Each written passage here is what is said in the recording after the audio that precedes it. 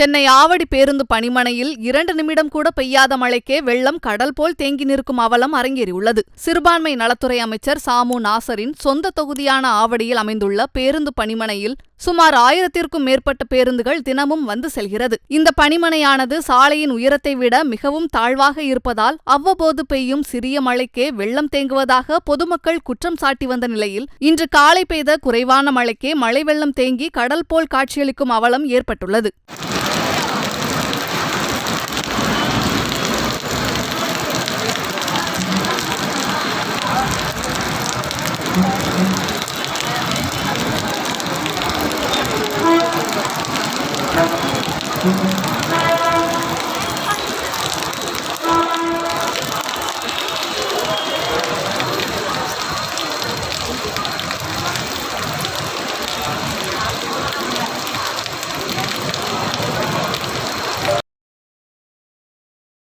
செய்திகளை உள்ளது உள்ளபடி தெரிந்து கொள்ள ரெஃப்ளெக்ட் நியூஸை சப்ஸ்கிரைப் பண்ணுங்க.